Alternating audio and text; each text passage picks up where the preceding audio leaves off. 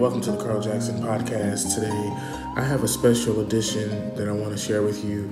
Is with my interview with Howard Hewett. For some reason, the video we recorded did not show me. Normally, that never happens with Zoom, but for some reason, you don't see me. You see Howard the whole time. You will not see me in this episode for some reason. You will just hear me, and that wasn't by design. It just was. I'm not trying to copy Vlad, or I'm not trying to copy Comedy Hype. It just happened to be that way for this particular interview, and I don't know why that was. So here's the interview. It was still a great interview. It's great to listen to or watch because you get to watch Howard Hewett talk to me on the Carl Jackson podcast. So here we go. Let's check it out. I have a great guest with us today. He's an amazing singer, a Grammy winner, and he's huge. I call him legendary solo artist, but also comes from a legendary R&B group that is still kicking and killing it internationally. And I want to talk about that too when I introduce him, because African-American groups do extremely well internationally, and they are still considered high commodity, like high style, like they're still top 10, top 5, R&B groups over there. And we want to talk about that as well. Would you welcome to the Carl Jackson podcast, Mr. Howard Hewett. What's up, man? How you doing? I'm great, man. How are you doing, brother? Doing great, man. Doing really good. Good morning. I'm so happy to see you doing this. We were going to do this in person, but we decided it probably made more sense to do Zoom because of all the pandemic stuff and all this stuff. Yeah, everybody's perspective on, do you take the shot, do you not? So yeah. I mean, I'm an advocate. If anybody follows me, they know that I'm an advocate of vaccines. The question that I always ask anybody that's kind of leery about it, I say, why haven't we had outbreaks of cholera, yellow fever, smallpox, chickenpox, mumps, polio? We can go on down the line, and that's because of vaccines through the years.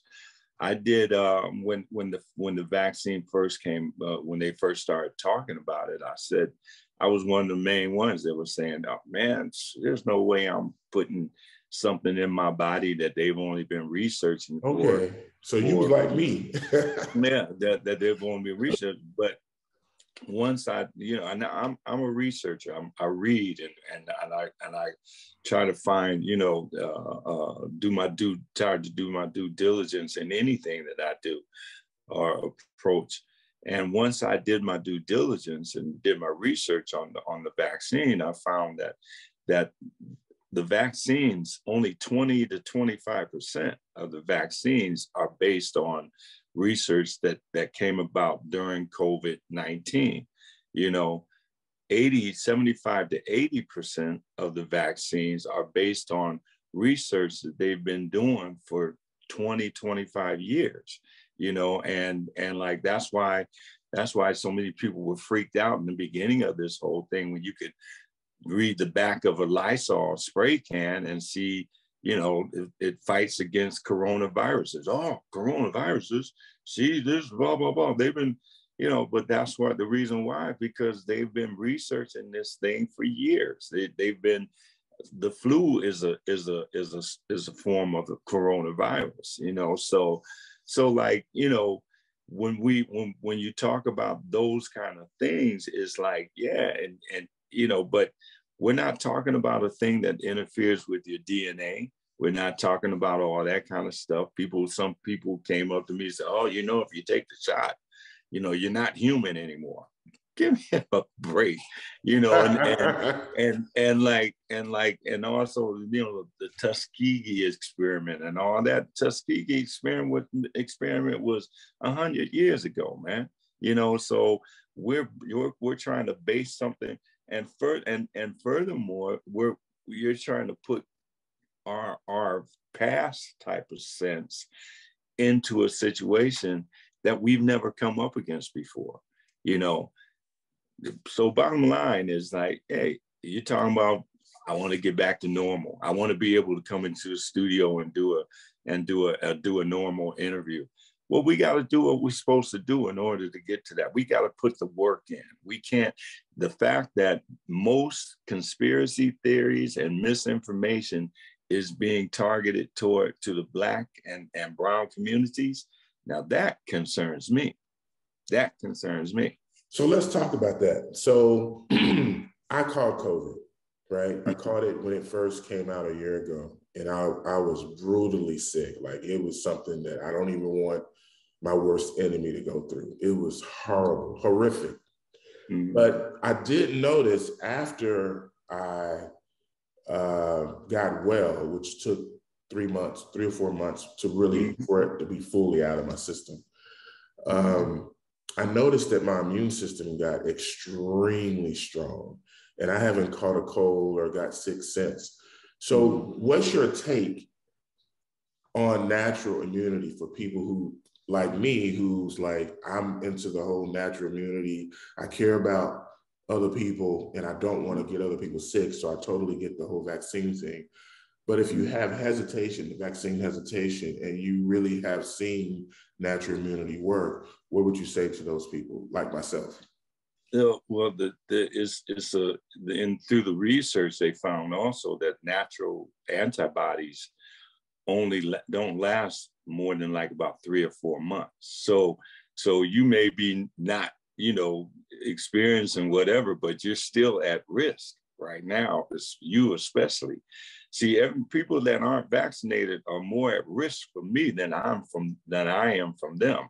I'm triple vaxxed. I when I was in England, I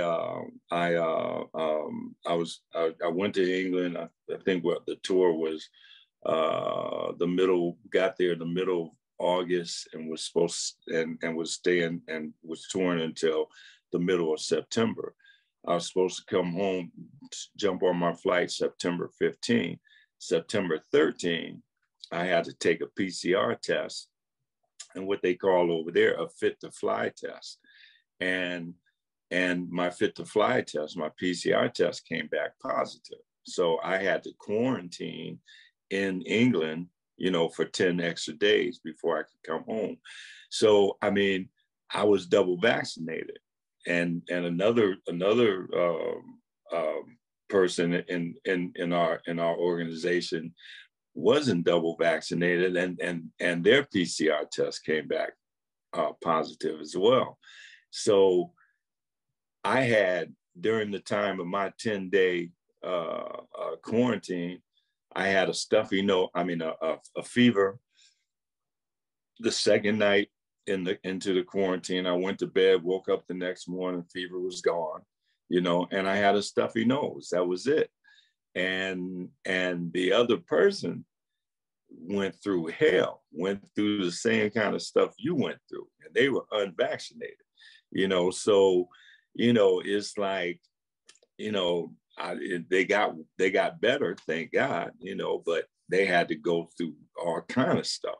Yeah, and like you said, it was something that you wouldn't wish on your worst enemy. Oh, absolutely not. Yeah. Yeah. And so, like, I say, as far as that's concerned, that's the reason why that whole concept about, everybody should get it, then we'll eradicate the virus. It don't work like that, because the natural antibodies don't last long enough for that eradication to take place. We need to be, it needs to be a more consistent situation. So, it's like, that's what I say. I mean, it's great and it's true. Yeah, because that's what you do as far as like when you vaccinate against chickenpox or whatever, you actually shoot chickenpox into somebody's system. That's called vaccine. That's what the whole concept of vaccines are. I mean, I remember in the beginning of the whole thing, somebody came online on my, because I do this FACC thing basically every day.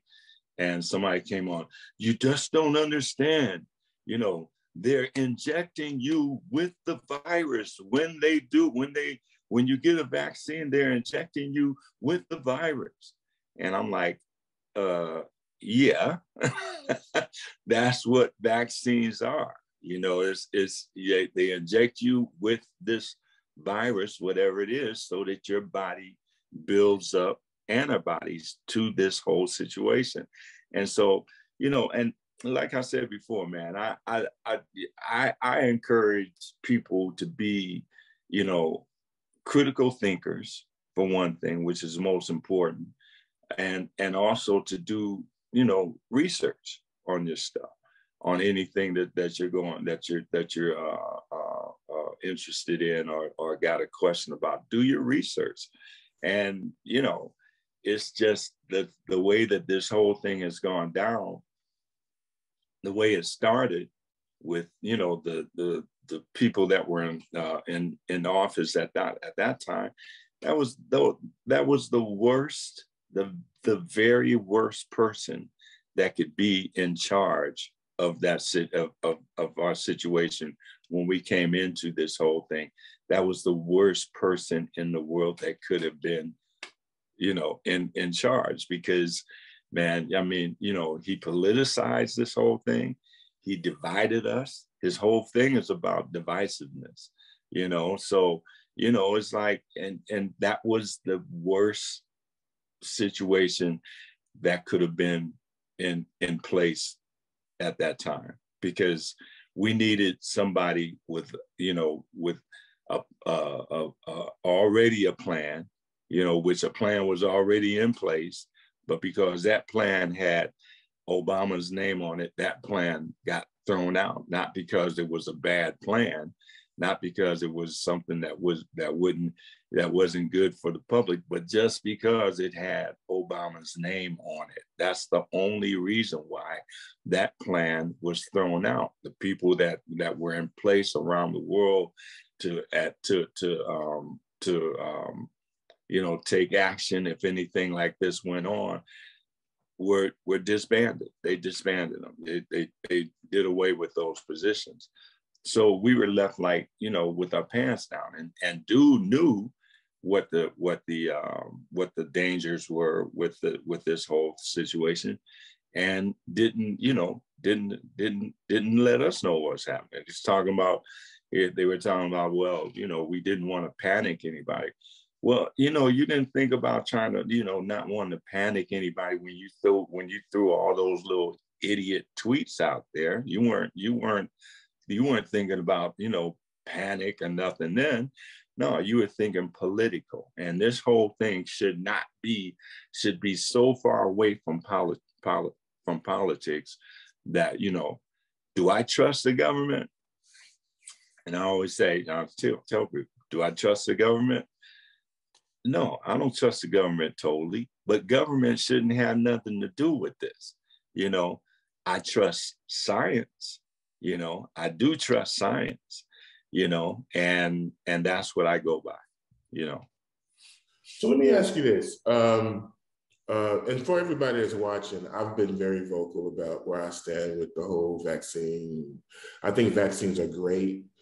But I also think that if given to the wrong people or in the wrong hands, you know, who do you trust? How do you trust it?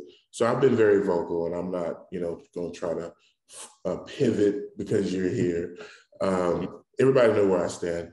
But I do want to ask you, because I think it's important that we have a dialogue. And I didn't want to start the show this way, but I think this is great, because I think it's great that we have dialogue about stuff that's important as well. For people, I'm very open about everybody's voice being heard and everybody's perspective. So I want to know from you, what made you trust that the vaccine was really what they said it was? Because a lot of people make points that they feel, as you said, it's going to make them a monkey. It's going to turn them into a zombie. What made you trust it? Because that's a lot of the hesitation, is people just don't trust the government. You know, they're looking at their water and that they're drinking, and it's not healthy. They're looking at the food, it's synthetics. GMO, HMO, PPO. So they're wondering how all of a sudden now you care about my health. That's where some people are thinking. So what do you say to people that are hesitant because of that? They don't trust. Like for me, like I said, when they first started talking about vaccines and they started on Operation Warp Speed or whatever, all that kind of stuff. That's one thing that I do give Trump, credit for, where I've always believed that medications and all that kind of stuff, there's no cure and there's no money in the cure. The money is in the treatment. You know what I'm saying? Say that again. So, yep, absolutely. Yeah, so like, that's one thing. But with me, like I said earlier, what made me look at the situation and look at it differently from when when they initially started talking about a vaccine and all that kind of stuff, was my research. I took the time to research the lady that was I forget her name, the doctor that was in charge of the development of the Moderna vaccination. She was a sister, and the whole thing. So, I researched her. I researched what the whole thing was as far as, what percentage of that vaccine had to do with, COVID-19, and what percentage had to do with something that they had been doing research on for years. I researched the whole situation as far as like past, viruses and that we've had in this country, and how, thank God we've been able to sidestep a lot of that stuff. Nobody was talking about, and when you talk about mandates, it was a mandate back in the day. You couldn't go to school. You couldn't go to school unless I had to get shots. I remember I had to get first grade. Dad took me. We got ice cream afterwards. Yeah, exactly. And wasn't nobody running around talking about, well, what's in it? I'm not saying that people shouldn't question certain things, but and this certainly warranted people to question things. But if you do your due diligence and don't listen to the conspiracy theories out there, and don't listen to, the misinformation, the tons of misinformation that's out there, and you go in and do your due diligence, that's what made me say, okay, I'm gonna take this. I'm gonna do this, because for one thing, it protects me from protects other people from me. One of the main things that I talked about in the beginning of this thing was, I posed a question. I said, it's a simple question: am I my brother's keeper? Yes, I am. I am my brother's keeper. We are each other's keeper. We are in this world. We're in this world together. You can't just look at you. You look at what your, people around you, your family, your friends that go into places that you don't even know. This whole thing can, like, spread from one thing to another, just from one contact with somebody that's like, that has the virus, and they may be maybe like a partner of mine said, oh yeah, I caught it. I'm not vaxxed up. I caught it. And I only had a stuffy nose and a runny nose, whatever. And I was over it in 3 days. No, you weren't over it in 3 days. You were still contagious with the, past activities. Right. So, like, you had the possibility, there was a possibility for you to spread it. Then you spread it to this person. They spread it to 2 or 3, 4, 5, 6 other people, and then spread it to, those people spread it to other. we are not going to get, the way that we will get out of this thing is, and I just truly don't believe it's going to be about herd immunity or anything like that. It's going to be people realizing that the way to get out of here is to be vaccinated, is to be vaxxed up, man. You know, that's the only way. I believe that's the way that we will get out of this thing. And everybody's, you know, crying about, oh, I want to be able to do this. I want to be, well, you got to put in the work. You know, you can't base this thing on past experiences, because we never came up against anything like this. But we've come up against viruses that science was able to, you know, take and do. As far as the mistrust of the government, that's their fault 100%.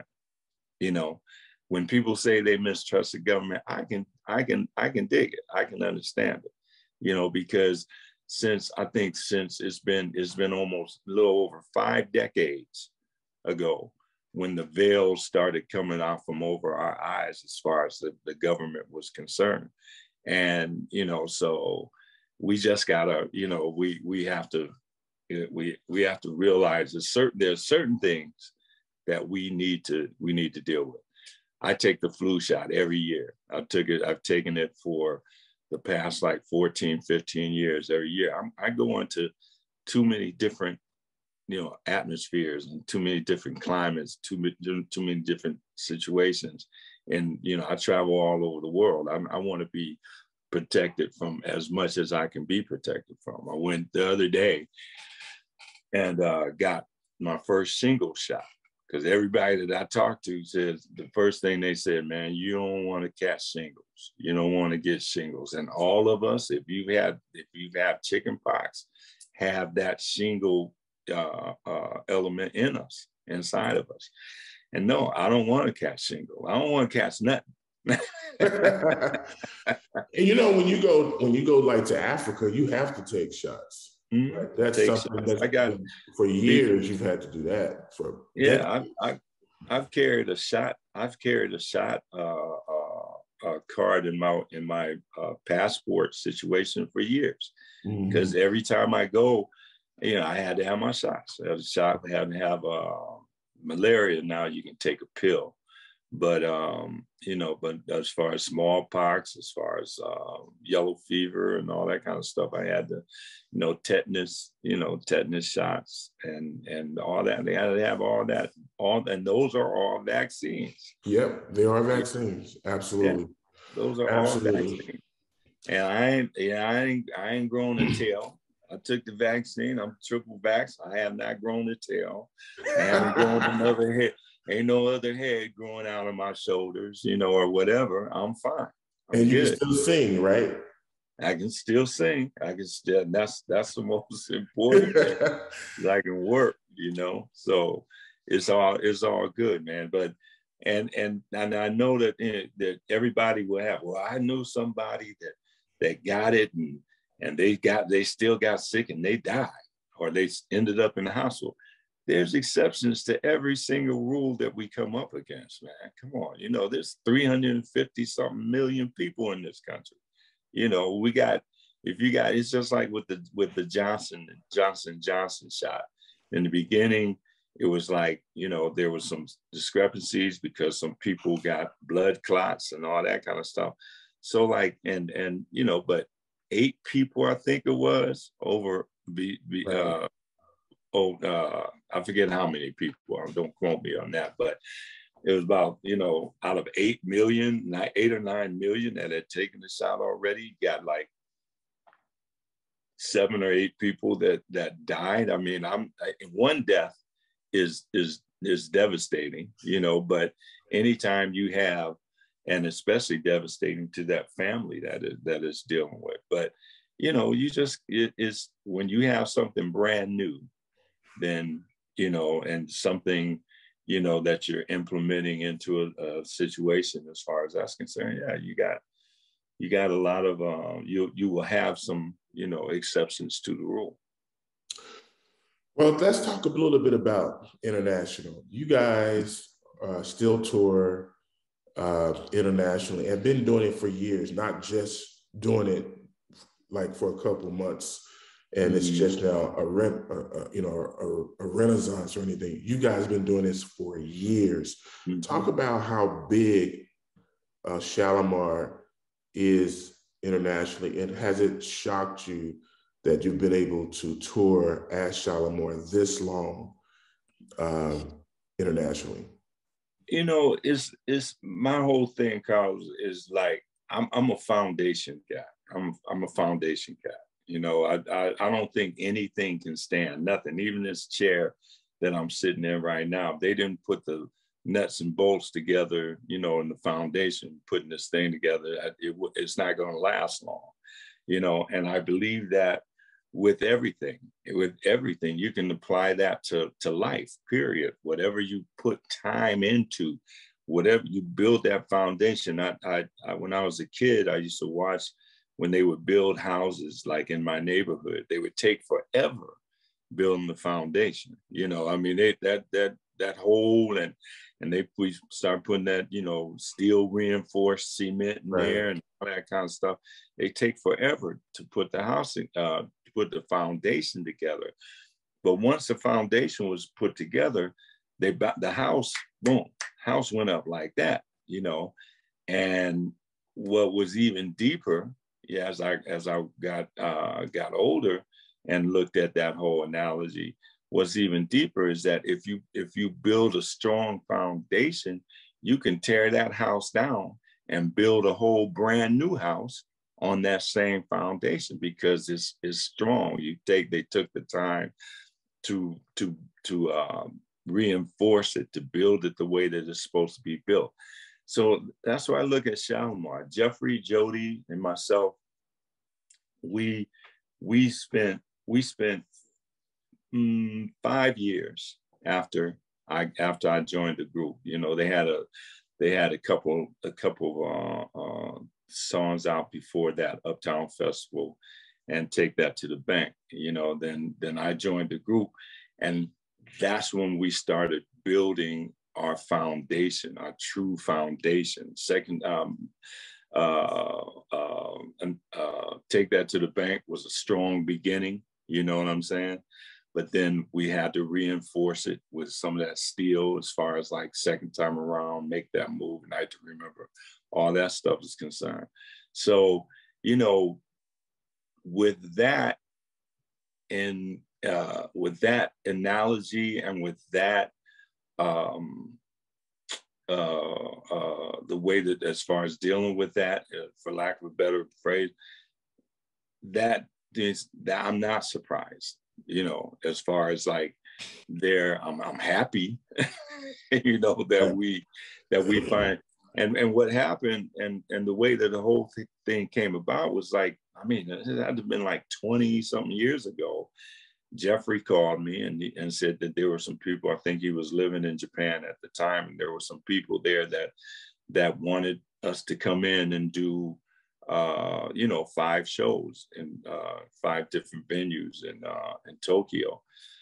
So like, you know, when they called, Jeff called me, I was like, oh yeah, cool, we can go, you know, because I'm about working, man. I like to work. I love working. I've been a performing artist since I was 10 years old. So that's what I do. So, you know, when he called me, we said, okay, well, let's get on the phone and call Jody, you know, because see, you know, we can get, you know, the old crew together and go over there and do these gigs, have some fun, you know, make some money, you know, the whole thing. And when we called, it was like, oh no, I don't see her response. I don't know if I want to revisit that part of my life. And, you know, in my mind is like, oh, you're talking about your legacy? That's your legacy. Right. You know what I'm saying? Right. And so like, you know, I mean, but I'm not putting her down for that. Don't get me wrong.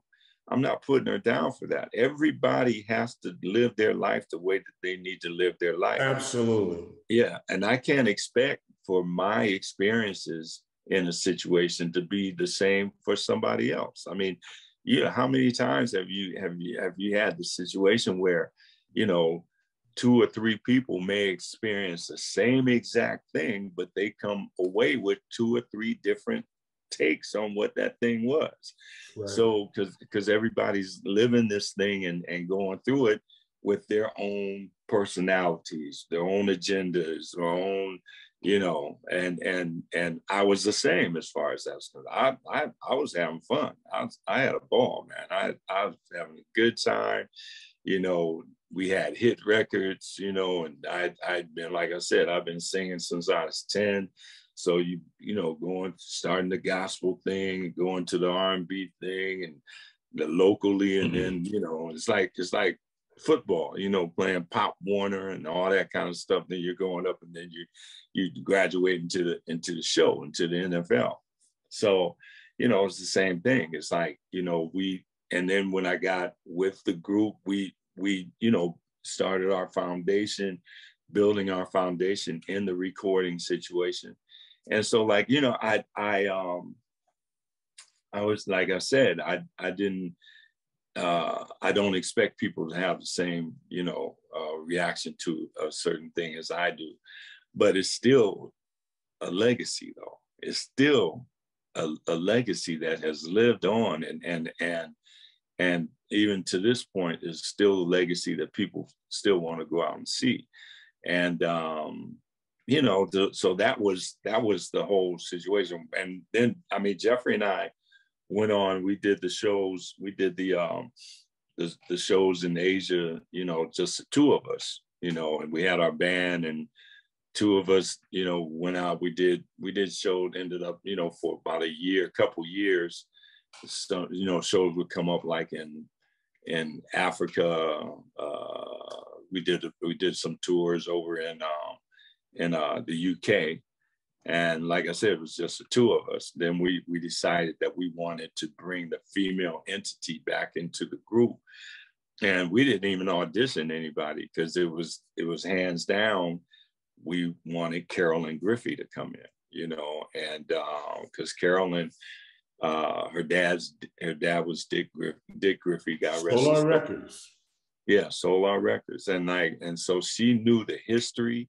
She knew, you know, the foundation of the group. And plus she's an amazing vocalist. And, you know, and when people tell me that, well, Jody, Carolyn's doing the Jody Watley parts. I said, no, Carolyn has taken the Jody Watley parts and made them Carolyn, you know, so she's, you know, that's where we are as far as that's concerned.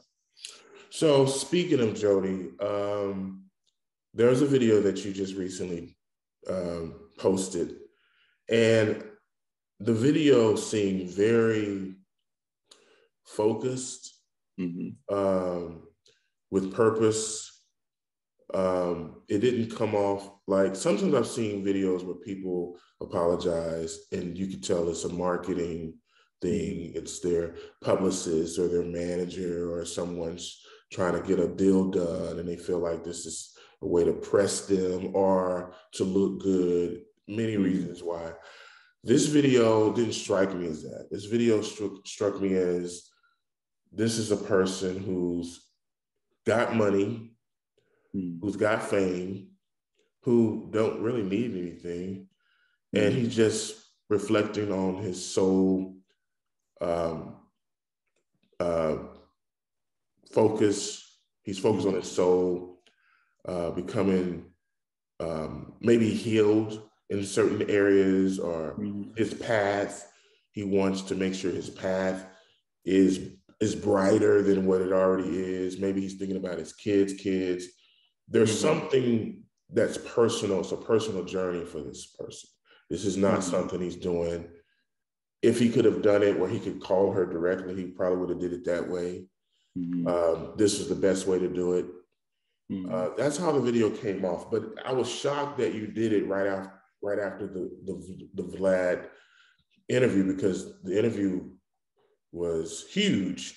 Like in hours, people were talking about it. And it seemed like right after that you did it. What happened between Vlad, the interview, and the moment you posted this video last week? It was the Vlad interview that challenged my heart, you know, for lack of a better, you know, maybe phrase. You know, while I was doing the interview, you know, because when you're talking, it's like, you know, that old thing, sometimes you can't see the forest for the trees, you dig, because you're so close to a thing. While I was doing the interview, I was into, you know, okay, hearing what he's talking about, you know, you know, letting it go into, permeate into my situation, you know, and giving the best explanations and answers to the questions, you know what I'm saying? So when he said what he said during the interview, it didn't hit me like that, you know. But man, when I watched it back, and when he said, so you mean to tell me it's been 40 years? Dude, I mean, it even kind of brings, you know, little moisture to my eyes right now, right? Because 40 years, it's been 40 years, and you guys haven't sat down, you haven't, you know, put any apologies out there or whatever. I forget exactly what he said, but the 40-year thing, Carl, was the thing that hit me. It's like 40 years. This needs to be done. This needs to be, and like we talked before, I didn't do it to get any reaction from people. I didn't do it to get a reaction from her. You right. know, I did it. It was my spirit said, it's time for this to be done. It's time for this. And like, I could go through all kind of stuff as far as, oh, well, I didn't know what I was saying, or I don't remember this. That's on time out for that. Evidently, I said some things back then that hurt a person, you know, and that's the most important thing. And it's not about, I was really careful to not go into, I apologize, because I apologize can be so vague as far as certain things are concerned. And sometimes distant and cold. Huh? And sometimes it can even come off distant or cold. Or cold, right. The right way. Right. Right. And so the words that I wanted to use and make sure that I conveyed was that I'm sorry. You know, I'm sorry. I said some things back in the day, you know, that it doesn't matter what was said by anybody else. It don't matter. It didn't matter what was said that brought the whole argument on. That doesn't matter. What matters is that I opened my mouth and said some things that hurt a person. And it was time for that just, you know, to be done away with. And it's probably, I mean, I'm getting all kind of stuff now. Like I said in the whole thing, I'm not saying this to get, you know, response from you guys. You know, I'm not saying it to, you know, like I said earlier, you know, your PR people do what they're supposed to. That's I hired them to expose me as much as possible. Right. And so my PR people, after it was done, they, oh, we should do this. We should put it here. We should put it. No, I'll post it on my, you know, my you know, formats, my Instagram and my, you know, Facebook fan page and I think that's the only place I really posted. I don't know, but I said, but as far as posting anywhere else to let people, make people aware that there's a, Right. it's not, I didn't do it for that. You know, I didn't do it for that. Like I said, I didn't do it to get a response from Jody. You know, if that comes, great. You know, there's this, we can further the healing, you know, right. But if it doesn't, you know, like I said, I know what I needed to do in my spirit at that point. And so that's what that's what that was all about. So let me ask you this.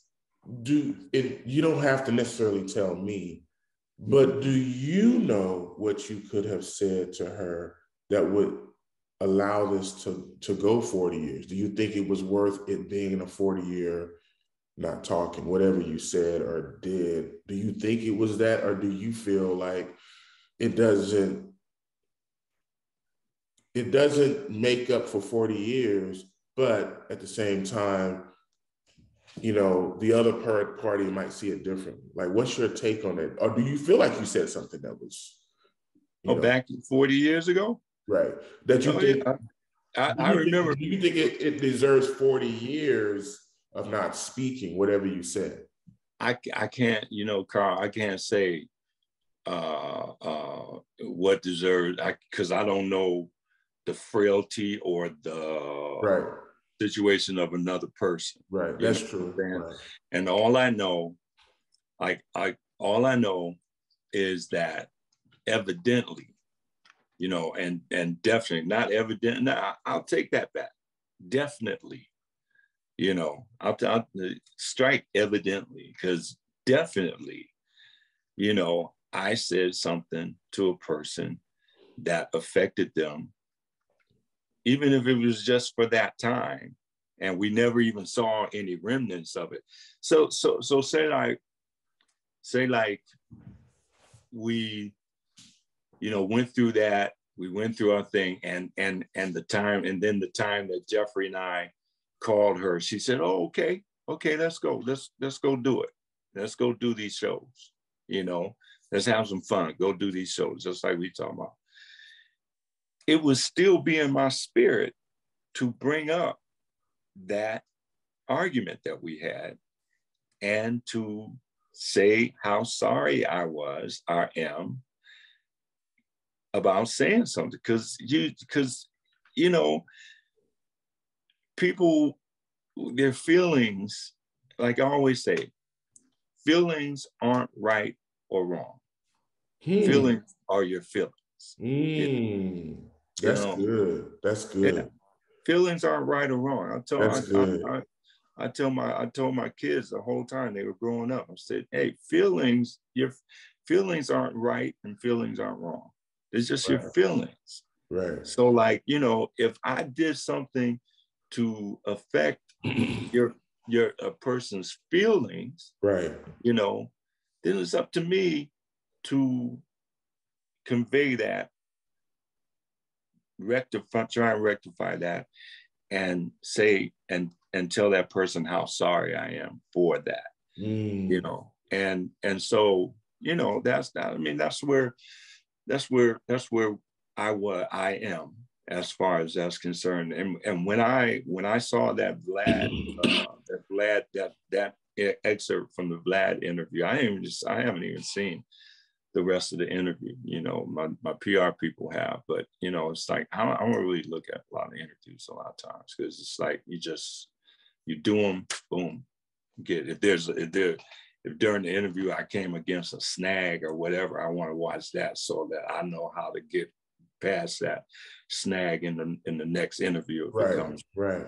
But you know, but I watched that. You know, I watched that interview because of that excerpt from the interview, because of the caption they had. You know, Howard Hewett tells Jody Wiley she'll never be shit without Shalimar. Yeah, I was like, yeah, that's the part that got me. I was like, whoa. And that drew people. And if you got drawn in, you know, which is what the purpose of that headline was, if you got drawn in, you saw that I didn't say that. Right. You You know, never said that. Right. I never said that. I didn't say that. I said, if, and again, you know, I don't want to minimize anything, you know, Right. because it's important. So, you know, again, it's like it's been 40 years. You know Right. what I'm saying? Sometimes, man, sometimes I learned about compartmentalization like years ago. And I think to a point, I've like perfected that thing sometimes to a detrimental point, because everything has its compartment. You know, my ex-wives, they got their own compartments, you know, and you know, Shalimar has this compartment. You know, my kids, they have their compartments, and I deal with them a lot more, you know, all the time. But some things that have their compartments, you know, I put it up there, like when Jeffrey and Jody were definitely splitting, they were leaving, then, you know, and then I had to deal with Shalimar for about 3.5 more years, 3 years, well, 2.5, 3 years. And because of contractual situations. And once I rolled my contract out and I was done, Shalimar had his own compartment, you know. And so I put it up there, and then I'm off to taking care of what I'm about to embark upon. I'm about to embark upon Howard Hewett, you know, as far as solo career is concerned. So that's what I was focused in on. And but dude, that was like 40 years ago. And we were in the heat of an argument, man, out in the middle of the street in front of the hotel that I used to stay at when I would go to the UK to go to London. And I mean, yelling and screaming and cussing each other out, you know, out in the street. So, you know, as far as like I said, I said some things then that, you know, I was sorry for, you know, especially for it to affect somebody for, you know, these amount of years, you know. Wow. So your solo career, talk a little bit about that. What was it like to go solo at that point? What made you make that decision? And what was the process making that first record? I remember the song, Say Amen. I think that's the title, right? Say Amen. As a kid, I used to hear it all the time on the radio. They played the heavens out that song. I want to thank God for giving me one more chance. They used to play that song religiously. I mean, it was just like every time I turn on the radio, my mom would turn on the radio, that song was right there, man. What was that like doing the first record, and why did you want to do gospel? It seems like your faith is you take your faith very seriously. It's like a part of your life. So talk a little bit about the process of the first record. Yeah, my faith is my life. You know, everything stems from that. You know, I started out in the gospel field. You know, when I was 10 years old, and my mom was a gospel promoter in the Akron, Cleveland, Canton area in Ohio. And she would bring people in like James Cleveland, Albertina Walker, and the Caravans when it was with them. Five Line Boys, Alabama. Mighty Clouds of Joy. Big Clouds of Joy, Pilgrim Jubilees, everybody, Soul Stirs, you know. Oh, so you got a real gospel background. That's why I call Say Amen an inspirational record. I don't really call it gospel record, you know, because gospel is a whole nother emotion. Right. You know, a whole nother thing.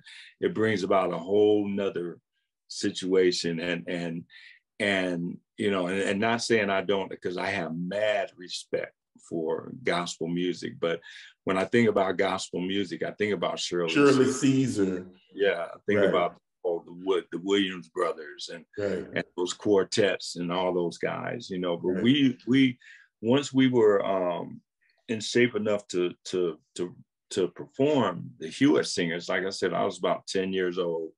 My sisters, three of my sisters, I have like 4 older sisters. All my sisters are older than me.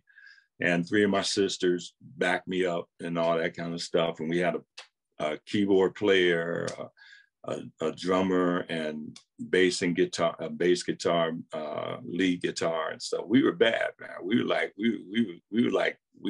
keeping it up. We were keeping up with we would open the show for people like all the people that we just named. You know, I remember opening up shows for, like, you know, James Cleveland, when my mom would bring him in, and a bunch of groups. And then in the summertime, we get out of school, we would hit that, you know, gospel chipman circuit around the Midwest, East Coast, up the East Coast of Canada and stuff, and down south some places, you know. So, you know, when I was about, it was about 2 years before I left the group. I finally left the group, because when Jeffrey and Jody split in '83, you know, and at that time I told Dick Griffey, I remember talking to Dick Griffey and saying, man, you know, Jeffrey and Jody are gone, man. I was like, they're like my brother and my sister. I couldn't even think about who would, you know, replacing them. I said, maybe this is a good time for me to, you know, do my solo record, you know what I'm saying, and start working on that. And so Dick says, I'm paraphrasing because I can't remember exactly the words, but the whole thing was like, well, you know, you want to do, you know, the only way you still got 2.5, 3 years left on this contract, and you can either, you know, spend that 2.5, 3 years doing nothing, or, you know, you can try and get out of it, go to court, get out of the agreement, or you can do another Shalimar record, you know. And so, like, man, I'm like, I'm not going to sit around. I can't just sit around, you know, and not do anything. And I hate court.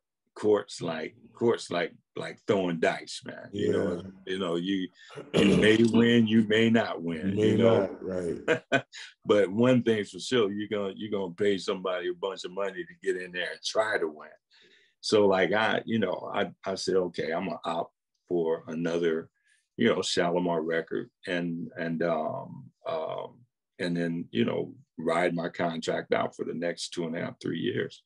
So that's when we made the Heartbreak album, you know, and I brought Mickey Free into the group, and we went and you know, did this whole nationwide search for the girl, you know. We ended up with Delisa Davis, and then we did the Heartbreak album. Then we went out and started touring, and you know, that was the whole thing. But a couple of years before I left the group, before '85, I left the group in '85, and before I left the group, I remember praying. I remember saying a prayer. I said, Lord, you know, when I'm by myself, when I'm responsible for what I say, you know, there's not 2 other people that are there, not saying that they don't believe, but but doing that type of situation is really a personal thing that you you know, put out there. I said, when I'm you know, responsible for what I say, I said, I promise that I will honor you on every album, every solo album that I do. And I remember, you know, going to the first meeting after I left the group. I had a meeting. I went straight from Solar onto Elektra, which was the major record company, and it was the distribution company of Solar. And so, like, I went to the meeting, the initial meeting, to talk to all the people, you know, A&R cat from Elektra, my new management company that I had hired. And I went in, shook everybody's hands, and sat down. I said, well, first of all, before we get started, I was really excited. This finally, I said, first of all, before we get started, so I said, I just want to let you know, I want to do a song to the Lord on this album. And man, dude, you could hear a pin drop in there. It was like, because this was 85, man. This was not, nobody had ever really done that. I mean, Denise Williams, she would do a gospel album, but then she'd come back and do an R&B album. She never mixed it. Same thing with Philip Bailey too, Earth, Wind & Fire. Philip Bailey, yeah.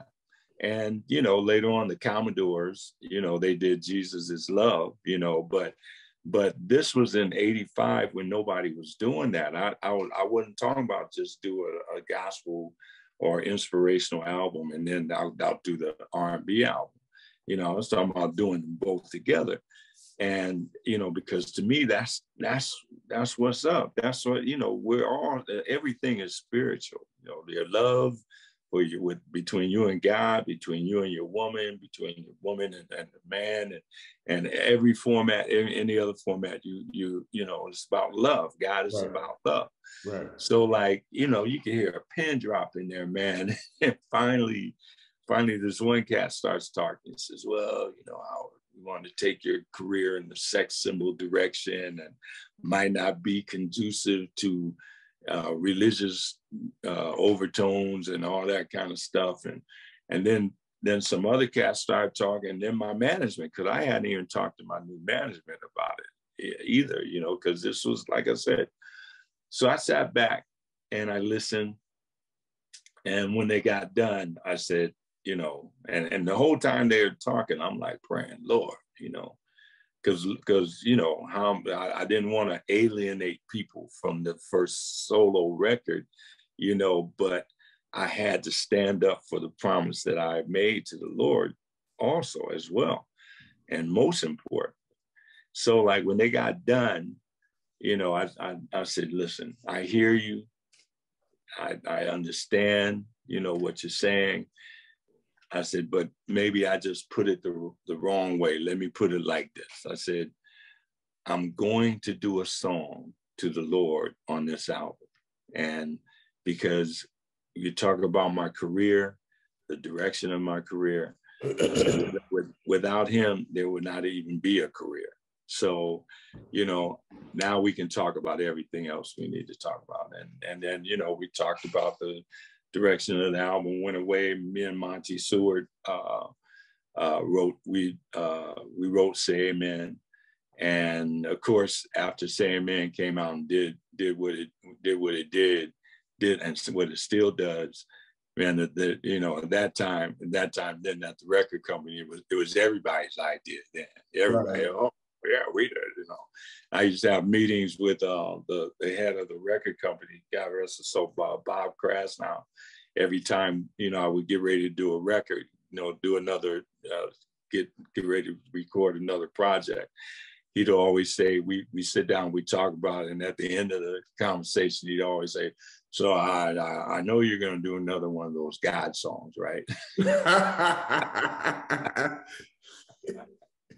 I said, yeah, Bob, I'm going to do another one of those God songs, definitely. So, but yeah.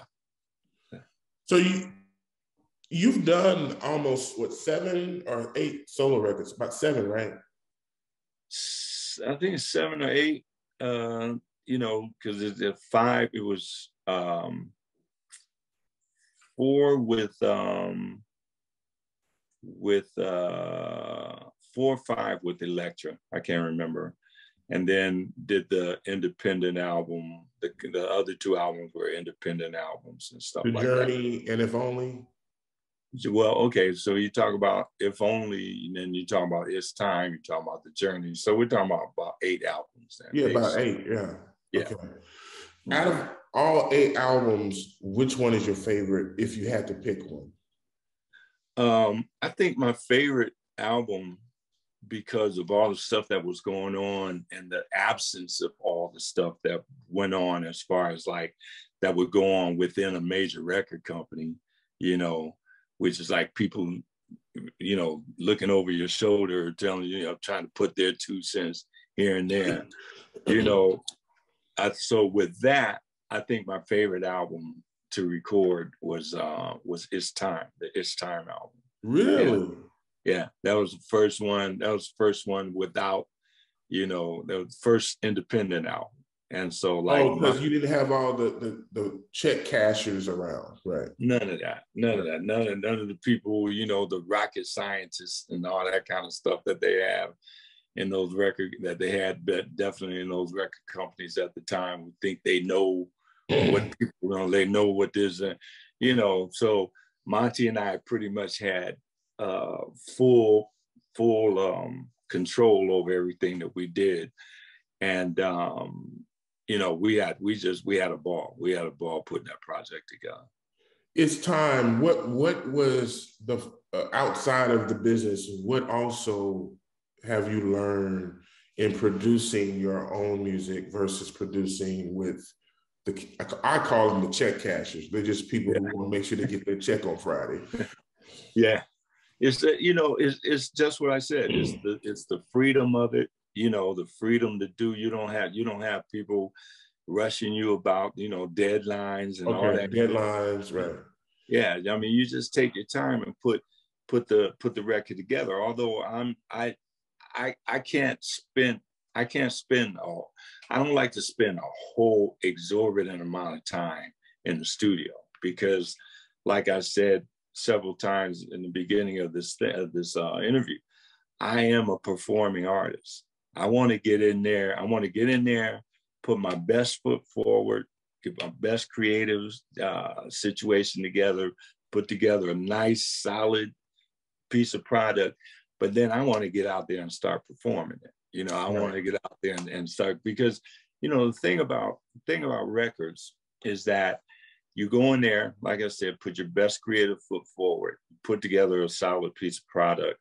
You give it to the people, your promotion people or whatever, and they start setting it up for the radio stations and now the internet stations, and now, you know, setting it up with stuff like these kind of interviews and all that. And then you have to like kind of wait and see what the, you know, response is, you know, as far as that's concerned. With personal appearances, man, boom. As soon as you hit the stage, instant gratification. It's like, you know, I remember my mom was the one that literally, when I was 10 years old, kicked me out on stage, you know, because I was like getting ready to, I don't want to go out there in front of those people and see that, no, boy, you going out there, boom, go. And I hit the stage. And once, you know, just from that one time, I believe, you know, if my memory serves me right, I started, you know, once I was out there, it was cool. You know, it was like I started feeling it, you know. So with that, we took, I guess, probably, if I remember right, you know, about maybe 3 or 4 months, 5 months or so to put together the It's Time album. And then once we got done, then I hit the road, started doing old stuff and some stuff from that album as well. What are the songs that you get the most requests to sing live? Say Amen, of course. Of course. Of course. Say Amen. If I didn't do Say Amen, they run me out of some city. I'd have to jump on the first thing smoking. But you know, but Show Me, you know. Okay, Show Me. That's a good one. Show Me love. People love that. I'm For Real, you know. Sometimes the Stay, you know, people request Stay. Once, Twice, 3 times, you know. That's that's the Howard Hewett stuff. But, you know, there's tons of Shalimar stuff too that, you know, like For the Lover in You, and, you know, and Make That Move, Night to Remember, you know, all this stuff. But I have a great problem to have as an artist. You know, okay, am I going to do mostly my solo stuff or the Shalimar stuff? That's a great problem to have. Great to see. You have a great catalog. Praise the Lord. Yeah. So do you sell records when you go international, solo records, when you do the Shalimar stuff, or you only do Shalimar stuff? Internationally, I just do Shalimar. I mean, when we first started, you know, now last tour, I will say that we started, you know, there were about within that month that we were over there were about 3 shows that where I would break off from the group and do Howard Hewett, you know, about 3 of those solo shows. And this time we're supposed to go over May, the middle of May till the middle of June. And within those that month, there's another 3 or 4 Howard Hewett shows that I'll do while I'm over there, you know. Do you enjoy Shalimar shows? This is probably a bad question, but I'm gonna ask anyway. Do you enjoy the Shalimar shows, or do you enjoy the Howard Hewett shows the most? And when I say the most, I know you enjoy both, but which ones are the most like comfortable, I guess, for you? That's a better question. I mean, you know, we talk about that. Both of them are comfortable, you know, because it's like, you know, it's all, you know, music that I've been involved in.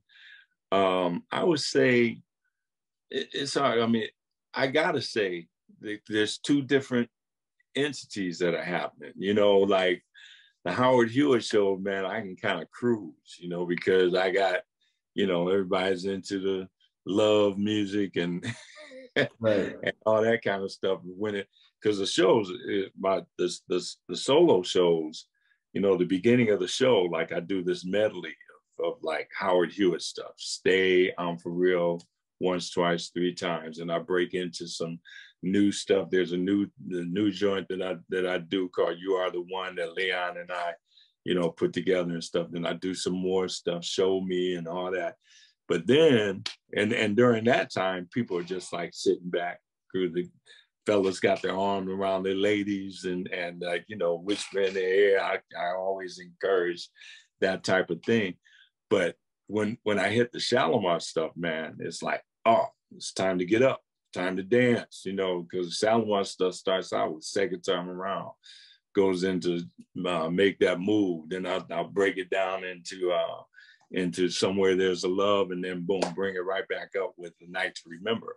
Then go into "For the Lover in You," and then end up with "Say Amen," right? But I gotta say, I know that your question was like asking, I know that you like both of them, but that's the only response I can do. Is like, you know, it's like I dig like I said, the Howard Hewett shows, I'm cruising, and then I hit the Shalimar thing.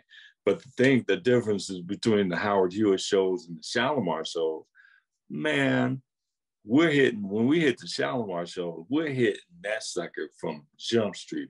Open up with "Make That Move." And from there we are, you know, and then depends on what venue we're doing. If we're doing festivals, then we keep it up all the time, because you only got about 35, 45 minutes or so on the festival. So you keep it up, you know, keep it stepping, keep it up. But when we do the theaters over there and the you know, the smaller venues, then we'll break it down into a ballad situation, which at that time I'm cool, because by that time I'm like, you know what I'm saying? People talk about, oh, you got to keep up, you got out of here walking and keeping your cardio up for, you know, whatever. I'm keeping the cardio up for when I go back out on the road with Jeffrey and Carolyn, that I can keep up with them, because you know. But as soon as we hit the stage with "Make That Move," we're pumping. And that's why I don't, you know, a lot of my shows here, a lot of Howard Hewett shows, it's me. It's just me and my band, or me and my musical director, or me and a track. You know, I'll do live to track shows and stuff. And so it's me. I'm like, you know, But when I'm with the group, then I can put all that stuff off on on other people. I let you know, as far as Jeffrey is the one that's doing most of the talking on Shalimar. So I'm singing, having a good time, having fun. And that's what I want, because it's a big difference from Howard Hewitt shows and Shalimar shows, and I enjoy that diversity. I enjoy those differences. So I'm almost done. I have about 4 or 5 more little pieces I want to get into before we wrap it up. The first thing I want to ask you about is George Duke. What was it like working with George Duke? I love his music, man. And I just want to know from your experience, what was that like working with the great George Duke? Yeah, Big Daddy. Everybody call him Big Daddy. Big Daddy. You know, man, George, it was amazing. Stanley Clark first introduced me to George first. Me and Stanley got to be friends first, and then he introduced me to George back in the day. Okay. Then all three of us were friends, because they were really tight and stuff. But man, working with George, man, was just one of the most enjoyable experiences, in my career, because I have different people that I've worked with as far as producers are concerned. Quincy, Leon Silvers, Stanley Clark, a whole bunch of different people. But George was like, first of all, his whole studio was the lower part of his house. The whole lower part of his house in the Hollywood and up in Hollywood was his studio, professional studio. And man, we had so much fun. And plus, the other thing that was really cool about his studio was that at a certain point, he had them build a wine cellar down there. So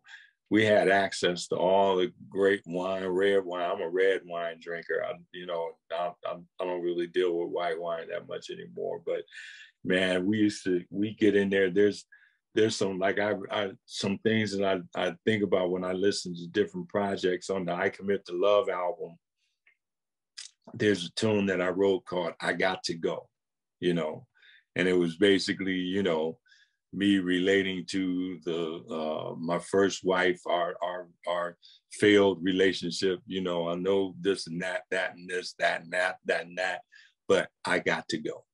And, so I remember going over to George. George produced it, and wrote most of the music to it, but I wrote the lyrics and the melody. And finally, I went over one day and George said, man, he said, Howie, he'd call me Howie, like my family. Howie, we got to finish this song, man. We got to finish this up, dude, So he brought out a bottle of red wine, man. And every time I listen to that song, I remember exactly what was going on. We both were like lit, man, when we did that song. and the result of it was amazing. And a bunch of stuff through the years. I worked with him on the Clark Duke projects, and all that. And we did a couple songs on my Christmas album, and wrote a Christmas song that was like, just you can find the Christmas song, the video of the Christmas song. I put it out again, not last Christmas, or Christmas before last, and did a video to it. Me and my assistant, we shot that video on an iPhone 11 Pro. The whole thing. You know what I'm saying? Yeah, because it was like, it was just, everybody that came to me with ideas about the video included people being in my house. You know what I'm saying? And the vaccination stuff. Well, then we didn't even have the vaccination, Oh, okay. Yeah, then we were just flying by the seat of our pants. But you still don't like people in your space like that. No, still at that time, you mean? Yeah, right. Definitely. definitely. Right. I don't like a lot of people in my space even now, you know. Right. I'm the same way. I'm the same way. Yeah. So, you know, it was a tune called it's a tune called That's Christmas. And George produced it and wrote the music. I wrote the lyrics and the melody to it and stuff. George, you know, working with George was like, you know, you just working with my best friend, you know, and even as far as like back, I did tons and tons of background stuff. I remember I was at the dentist's office a few weeks ago, and I put some music in my ears, you know, so I, you know, didn't have to deal with whatever. And so, you know, I pulled up one of George's albums, and I sat there and I'm listening. I'm sitting in the chair and I'm listening, and every song that came on, I remembered the background. I did background on it, you know, basically every song that on that album, I did the background. I participated in the background on that album. So, you know, it was like producing and working with my best friend, and a creative genius, man. And just, you know, I mean, all that music that came out of that cat is amazing. You know, is really amazing. You said you would do background on certain songs. I also he used to use Shante Moore too on a few things. Mm-hmm. Did he just like using famous singers doing backup, or was it you guys just like being around George? Well, I think it was everything, the whole thing. I mean, anytime George called, everybody was ready. You know what I'm saying? Shante, Keith Washington as well, you know, Phil Perry did a lot of work with George, you know, and just so, you know, certain people that he liked to call on, man, to come in and do backgrounds. And you know, it is because he enjoyed, you know, everybody had the respect for each other, mutual respect for each other. He enjoyed being around us, but also because of the voices, the way, I mean, Shantae's voice and my voice, I love her voice. I love her voice. I mean, you guys together was amazing too. The sound blend. Yep. There's been a bunch of times through the years where we ended up somewhere where, you know, there was music going on, and the two of us ended up on stage together. Mm-hmm. I think she's an amazing talent. She has an instrument that's like just amazing to me, and so underrated too. Yeah, I mean, it's underrated, but the people you used to always tell me that too. You know, you should be such. No, we're all where we're supposed to be. True. You know, True. We're all where we're supposed to be. Shante is where she's supposed to be. This is a journey, especially for. I don't minimize musicians, you know, and all that kind of stuff. I'm not minimizing them at all, but as a vocalist, you're so close to God because you know your instrument. This is his creation. Seriously, I'm the instrument. You know, and people ask me, you know, how do you keep up?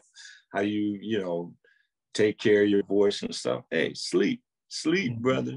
You know what I'm saying? It's like, you know, and I asked one of my favorite vocalists, I asked him the same question one time. We did a show together, and it's Jonathan Butler. And Jonathan's amazing. I mean, I could watch. He cold. He's cold blooded. He's cold blooded, man. I could watch him. And I remember watching, we were doing a show together, and I was, you know, on the side of the stage watching his sound check, you know, and he's just going through it, playing his guitar, all that. And man, when he came off, you know, we greeted each other and stuff. And I said, man, I want to ask you, because people always ask me this. I want to ask you, you know, what do you do to take care of your voice? He said the same thing I'd say, tell people. I said, sleep. I get sleep, man, because, you know, you are the instrument. You know, we don't pick up a bass, we don't pick up a guitar, get behind a keyboard or a drum, but it's like it's our instrument. Now, if I play guitar, and bought a guitar and never bought a case for it, drug it around, threw it in the corner, whenever I went somewhere. After a minute, it's going to start sounding jacked up because you did not take care of it. So it's the same thing with vocals. You got to get sleep. You don't, everybody in the world, when you do a gig, has an after party. There's an after party, and I want to go to the after party. I want you to go to the after party. No, now if you're gonna pay me to go to your after party, that's a different thing, because I'm out on the road to work, right? But otherwise, I'm gonna be the after party of pillow and sheets. After party at the Hilton. There you go, at the Hilton. At the Four Seasons. I'm at the Four Seasons party. There you go, the Four Seasons party. Yep. Quincy Jones. Oh yeah, yeah. Quincy. Talk a little bit about what that's like working with the Quince. Quincy's like, when Bruce Swedien, God rest his soul, he passed away not long ago. A great engineer. Shout out to Bruce, man. Yeah. Amazing engineer. Amazing. His ear as an engineer, I watched a documentary on him the other night. Unbelievable. Yeah. Just God-given talent, man. Just unbelievable. Yeah, all that stuff, Thriller, everything that Quincy worked on, before Bruce passed away, Bruce engineered it and stuff. So going in the studio with Quincy, though, was like going to class. It's like he's the professor. He comes in, he has his booklet or whatever he has that has everything in it, sits down, opens it up. He and Bruce start knocking this out, knocking this down, knocking that down.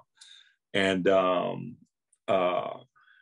that was, I think I learned, bedside manners from Quincy. How to make a vocalist feel comfortable in their own situation, and which is one of the most important things, man. It's like, that whoever you're producing has to feel comfortable, has to feel, good in what they're doing, and, feel good that they've contributed to, at least me as an artist too, contributed to the production. Like I don't want, I don't want a producer that's gonna just feed me every line and everything like that. I mean, I do have creative thoughts, you know what I'm saying? So, Quincy was like, the lessons that I got from him as far as production and far as, working, as far, sometimes I'll do projects that, that I don't have anything to do with the music or nothing like that. They just want me to come in and help, guide the vocals. So, that's what I learned from Quincy. Quincy was like the professor. Yeah. Awesome.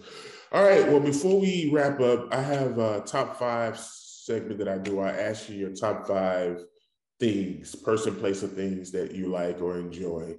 So we're gonna end with that. But final question before we start that top 5. R. Kelly. I want to talk about R. Kelly real quick. R. Kelly, big R&B star, just like yourself, travel, and now looks like he's going to spend the rest of his life in prison.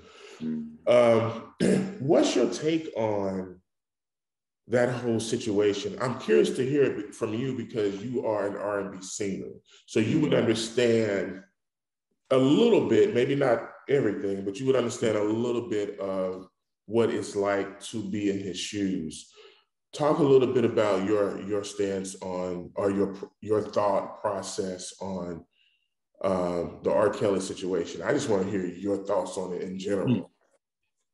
Well, for one thing, I mean, that thing had been going on for years. I heard about R. Kelly and his whole thing, like, years and years before it actually culminated into what it culminated into. It's easy to get caught up in your own, like, godship, maybe you want to call it that. That's why, to me, keeping everything in perspective is so important. You know, I remember doing an interview one time with this lady, and you know, because the response to a lot of things, my response to a lot of things is like, you know, well, hey, thank God, praise the Lord, you know, God bless you, the whole thing. And I said it a couple of times, and the lady says, are you saying those things to impress me, you know, to, like, you know? And I said, well, I had the same look that you have. It's like, and I told her, I said, oh, I'm sorry, but it has nothing to do with you at all. You know, it's like, it has to do with keeping my spirit humble, you know. And there's a lot of, I mean, you know, there's a lot of craziness I could get into if I allowed myself, you know, and if I didn't keep myself spiritually grounded. For me, spiritually grounding is very important. So, you know, with Robert, it was like so many years of like being able to do whatever he wanted to do, right, and nobody checking him, and nobody, not having any people around him that will check him. I have friends around me, they'll tell me about myself. You know what I'm saying? If I do something that's kind of jacked up, then, you know, they'll tell me. One of my best friends, he just passed away a little over a year ago, but man, he was like, that was my big brother. I've always gravitated toward cats that were older than me because I never had an older brother. You know, I had my younger brother, but I was the older brother there. So it's important to keep people around you that are going to keep you grounded, keep it real with you, as they say, and make sure that you know, are on that path. I don't want yes people around me. I don't want people that just agree with every single thing I say. I'm right a lot of times, but I'm not right all the time. All the time, right? Yeah. Right. So, you know, but with that, my take is that everything catches up with you, man. You know, there's nothing done in the light, nothing done in darkness. In the darkness. The light, you know, and you know what we talked about earlier, as far as that whole thing that I embarked on a couple of days or so ago. That's why I wanted to do it the way that I did it, because it's in the light. It's right there. Nobody can take anything that I said and misconstrue it, because it's right there. You know, it's right there. And, you know, like I said on that video, the enemy's biggest playground is darkness, you know, is in darkness and stuff. So, you know, with R. Kelly, man, it's like, God bless him, man. And I hope that there's some things, I hope he really understands why things went the way that they went. It's a terrible thing to go through something and you don't learn about it. You don't learn anything. Now, everybody canceling his music, I don't really agree with that either. It's like, it's like, dude, put out some amazing music. Bangers. Yeah, major music, and had nothing to do bangers. Yep. And production wise, man, I loved his production. You know, we had talked about, some people had talked to me about he and I getting together before all that went down and doing some stuff. I wasn't too crazy about that, you know, because, you know, there's a responsibility that I have as far as, like, you know, songs like Say Amen, songs like Jesus, songs like To Thee I Pray, and you know, call his name. It's not, those aren't just songs that I do just to do them. They mean something. And a lifestyle for you. And like, I'm not saying that that would have hindered me from working with him. I don't know. It would, that all would have been based on what we talked about when we sat down and talked, because we would sit down and talk before going into a working situation. So, you know, but I just pray that he, you know, that he has learned, you know, God works with us all in his own way. You know, that's why I don't have any down stuff to say, because I don't know how God's working with him. You know, it's like, you know, it was an unfortunate situation. Some of the parents are just to blame, just as much to blame. You know, just like with the whole Michael thing, man. His parents, come on, man. You know, Look, you are a father. I'm a father of one, but I'm still a father, and I won't even let my daughter go barely to her granddaddy's house. So I'm sure not gonna let her go to my best friend's house, and he's my best friend. She's not staying overnight. She's not staying overnight. No. So parents got to be in this too. They should be all going to jail together. They got to bear a lot of responsibility, a big part of responsibility, because your responsibility as a parent is to protect your kid, you know. And so, you know, it's like, hey man, I wouldn't, you know, there's no way that I have 3 daughters. I got 4 kids, my son and 3 daughters, man. And there's no way that I would let my daughters go stay somewhere like that. No way. My daughter is 8, and if play dates happen, it's like daytime. That's it. Overnight stuff. At this time of our existence, I'm just not doing the overnight thing unless it's absolutely a situation where she's older, you know, and we have a real relationship with the parties. But for the most part, as you said, it ain't happening. It ain't happening. There's like, I mean, you know, all my kids are grown. They're all grown. So my youngest daughter is 26 now. And my oldest is 42, man. Good Lord. He's 42. Good gracious. She was 42. Hey. I honestly did not know your age until I looked it up right before we talked. Even before we started recording, I looked it up, you know, when we was talking. I was like, whoa. Yeah. I did not think you were in your 60s at all. 66, man. I'm proud of it. It's like, it took me a while to get here. You know, it took a lot of craziness and stuff to get here. But you know, I mean, it's like, but when my daughters started car dating, you know, going on dates with with cats with cars, right. You know, man, I had to have the license plate number. I had to have a picture of his license number, a driver's license, like, you know, his mom and dad's phone number, mom's phone number, whatever the configuration is, all that. My daughters would be, at the time, they would be kind of embarrassed, but, you know, I said, I'm not going to be that one. I'm not going to be that one. You don't show up here when you're supposed to show up here. And then the police, I got to call the police. The police are going to come. Do you know the guys? No, I don't. Do you know where they were going? No, I don't. No, I was not going to be that nigga. I'm not going to be that one. Okay. You know? Okay. You know, I'm going to know what the deal is later on. You know, in their older years and stuff, they appreciated it. You know, it's like, you know, they understood what I was talking about. Especially my oldest daughter now, who's the only one that has 2 of my grandkids.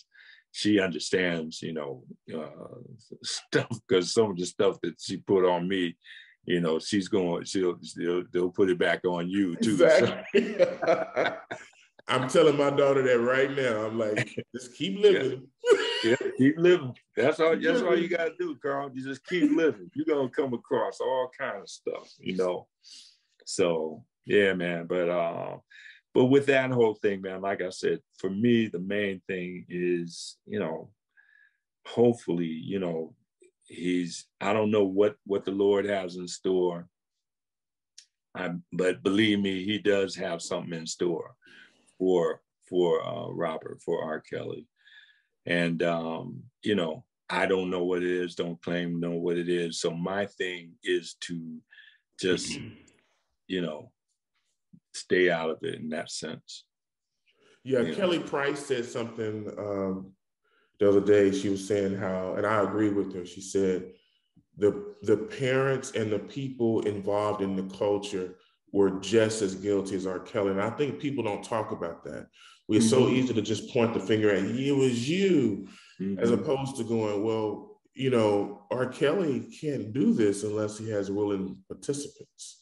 Yeah. There's no way you can, you know, I can't be a cokehead unless there's cocaine on my table right now. You know what I mean? Yeah. Somebody's got to supply it. And then they've got to be consistent. And there's got to be something that's so consistent that we know other people that's going to bring the coke. And then where did it come from? Like, it's a whole process. You don't just stand here and then all of a sudden coke just exists. So it's the same with R. Kelly. I think that it's important that we also, as you said, keep in mind that there were other parties at play. And so they should be held accountable just as much as R. Kelly. So, dude, when I watched that Surviving R. Kelly thing, you know, that they did, there was a scene in there where the mother and father were standing outside. Yeah, so ridiculous. They had some pebbles that they were throwing up. Man, that would have been that would not have been pebbles. It'd have been bricks.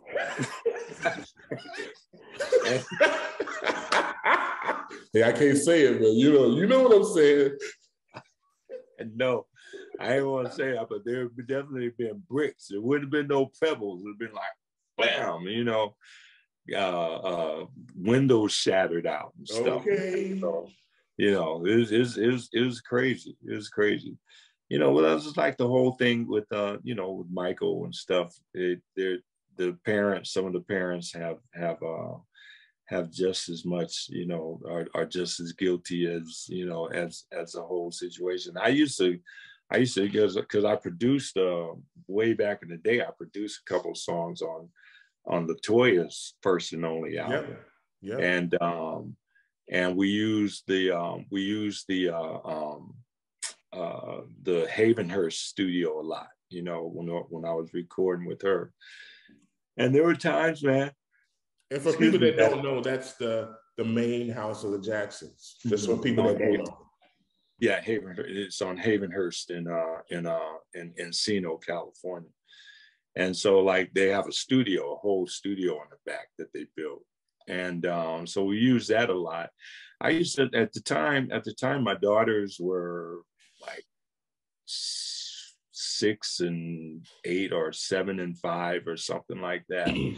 And I would take them with me to the sessions, you know, and not all the time, but every once in a while I'd take them with me to the sessions. And Michael and Janet, you'd come down and grab them, and I wouldn't see them until it was time to split. But, you know, they'd be in the pool, they'd be, you know, hanging out in the house, the whole thing. I guess, you know, nothing ever went down.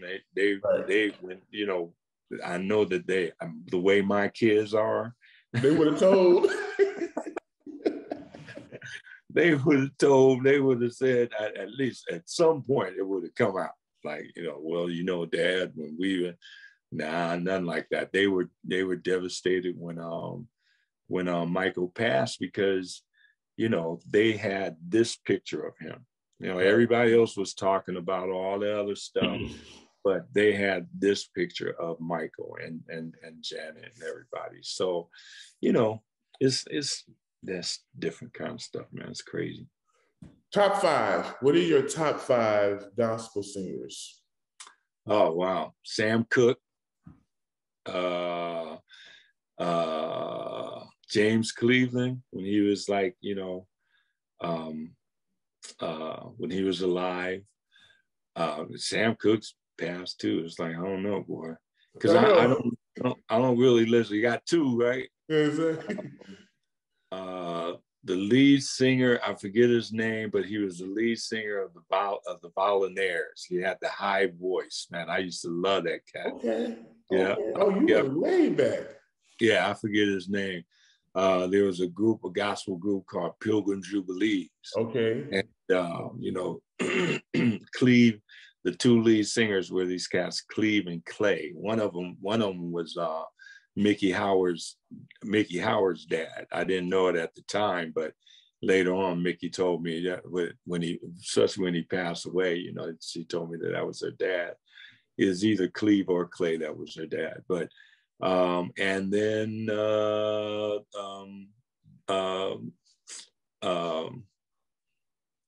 Yolanda Adams. I love her. I love her stuff. I love her stuff. Yeah.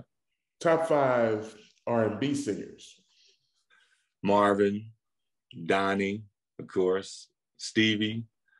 When we talk about stuff now, more current, love Bruno Mars stuff, He's a beast. And he's a beast. I say he's a beast. He's serious. I mean, serious. That high natural man is like killing me all the time, right? And then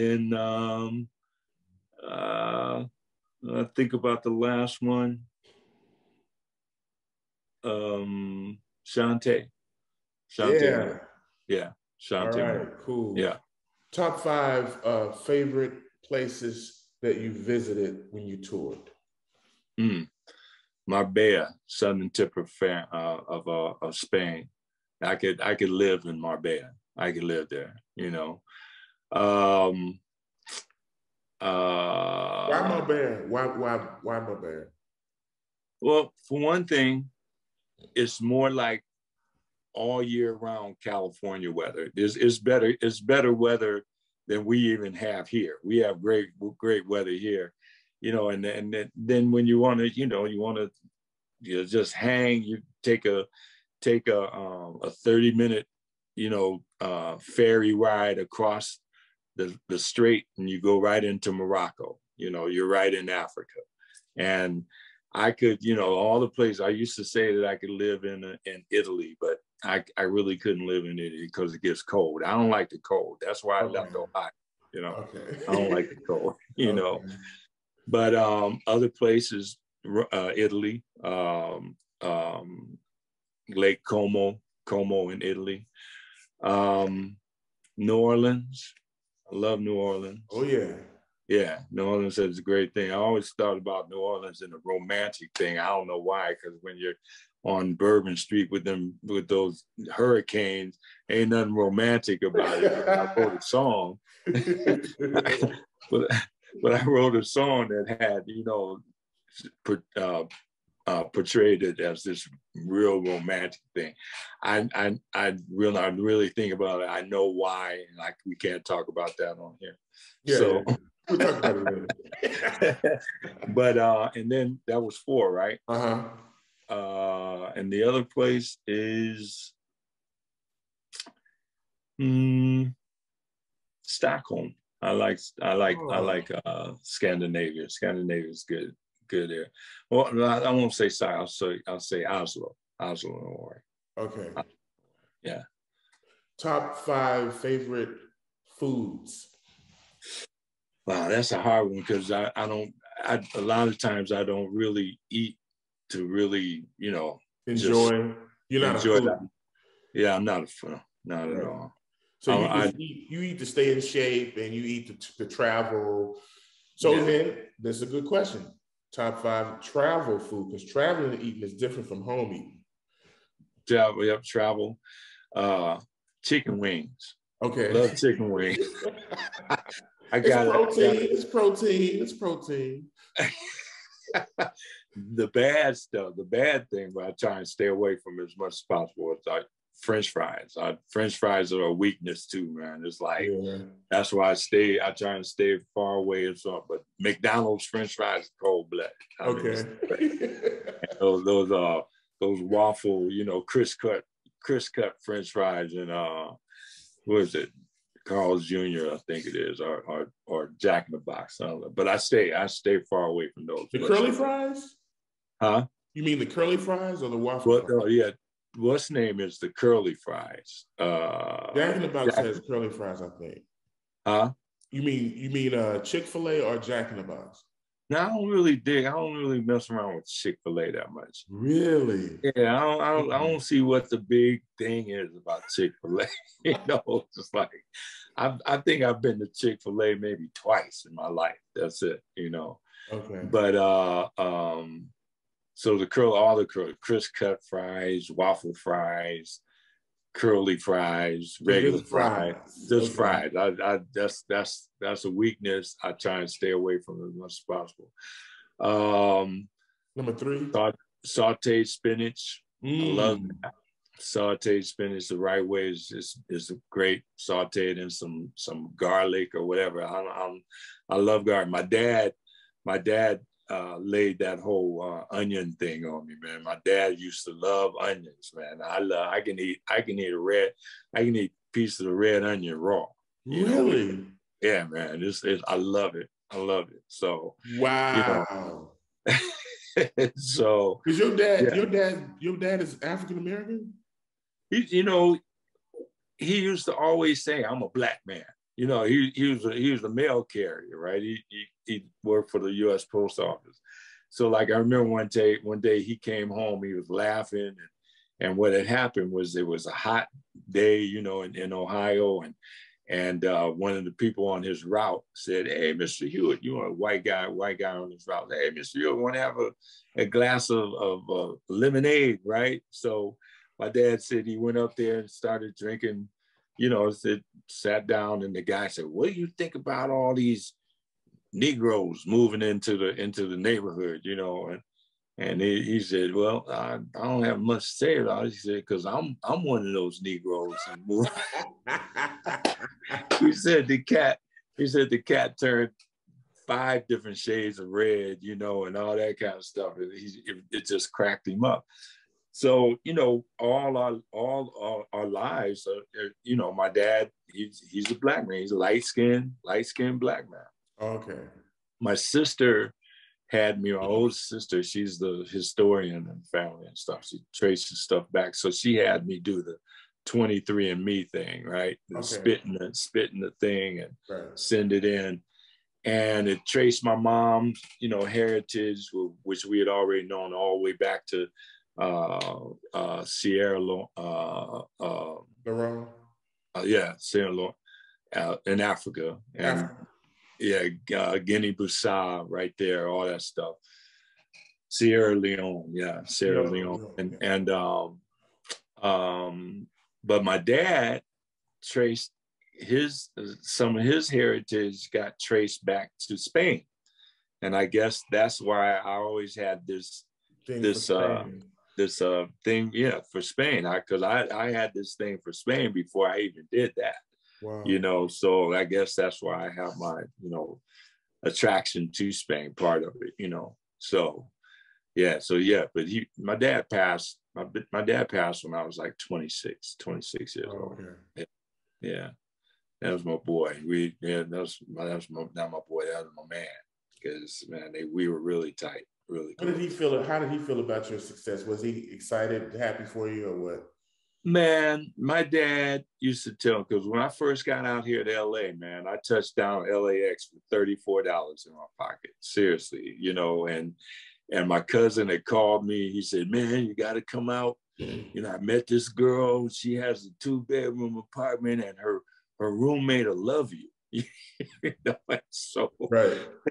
And so I paid for my one-way ticket, man. And long story short, when I got out there, I got out here, it was like I had about $34 left since, you know, after paying for my ticket and stuff. And so that started my whole thing with me and my cousin, because it was me and my cousin for about 9 months or so.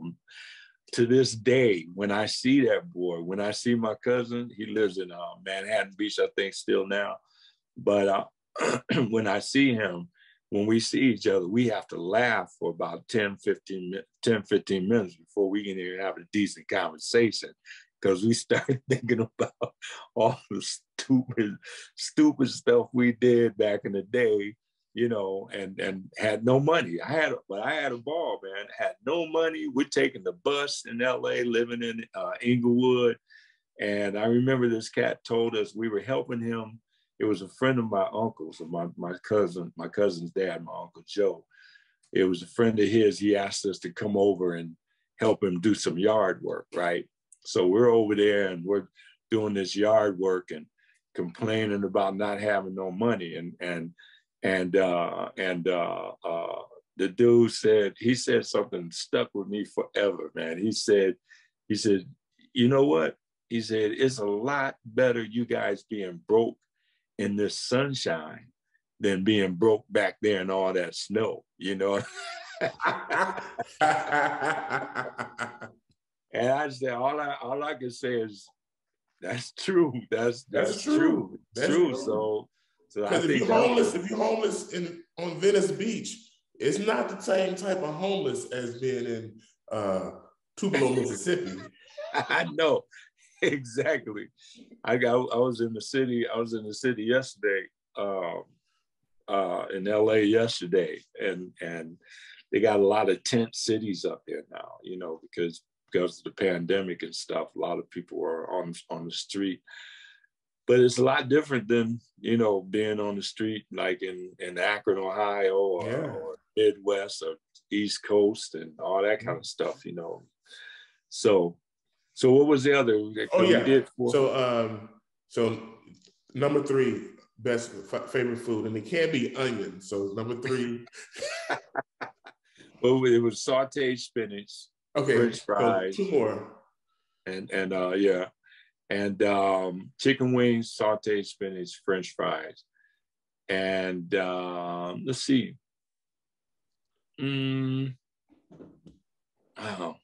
I love when I eat it, again, another thing I stay away from. I love a good apple pie a la mode. You know, that's, you know, I'm not a real big dessert person, but right. You know, if somebody offered me an apple pie a la mode, some vanilla ice cream. If they twist your arm, you might taste it. They twist it. I might. I just might. And let's see. Last. Wow. Food is really hard for me because, like I said, I don't really you know, look at it that way. You know, I look at it more fueling my body. Right.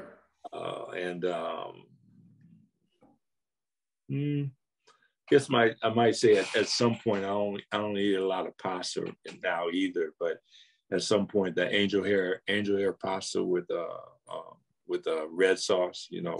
See, this is why you're not a foodie, because you like all the fattening stuff. I know, man. You like all the fattening stuff. That's why I stay far away from it, man. It's like, because I'll eat it. You know, I'll eat it. Next thing you know, you're gonna tell me bread is your next thing you like. Well, no, I cut a lot of bread out. I just actually started incorporating bread back into my diet the past year or so. You know, okay. I cut it out completely, basically. You know, for a while, because somebody told me one time, I said, well, what does bread do? It rises. So when you eat bread, it's gonna rise in your stomach. And so, like, you know, I stopped really messing around with bread a long time ago. I mean, I do now because I found some bread that's like low in carbohydrates. It's more grain bread, I guess. Grain, but even grains can be kind of crazy sometimes. Yeah, exactly. But there's a specific bread that, you know, is low in carbs, because it's carbs that you're trying to stay away from, you know, keep it as low as possible. What kind of bread is it? Is it spelt? Huh? Is it spelt bread? What kind of bread is it? Oh no, it's got this. I just found that this particular bread a few days ago. It's called Carb Master. Carb Master bread. It's only like 4 grams of carbs in each slice, you know, because that's what you got to watch is the carbs and all that, because carbs go directly into your bloodstream, blood system, and as sugar. It turns immediately into sugar into your blood system. So try and stay away from that as much as possible, you know. 2 final top 5s. Your top 5 favorite things to do. Work, because it's not really work to me, you know. Spend time with the kids when we all can. Spend time with my woman when I have a woman. I love spending time. That's gonna be my last one. That was gonna be my last question, but I'm gonna hit that. I'm gonna hit you with one punch at the end. And then, you know, I love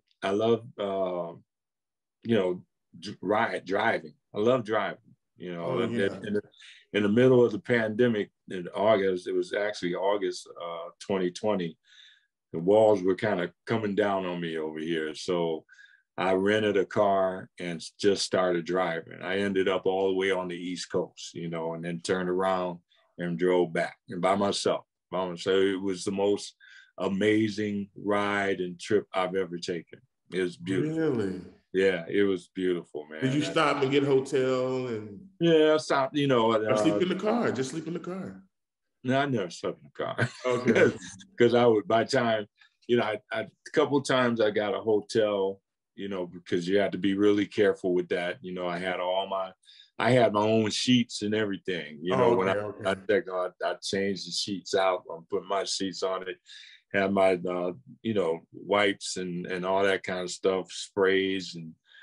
And so, you know, and then, you know, a couple of times, like when I first left, the first stop I made was in Phoenix, you know, because I have 3 of my sisters live in Phoenix. So I spent the night over my younger sister's house.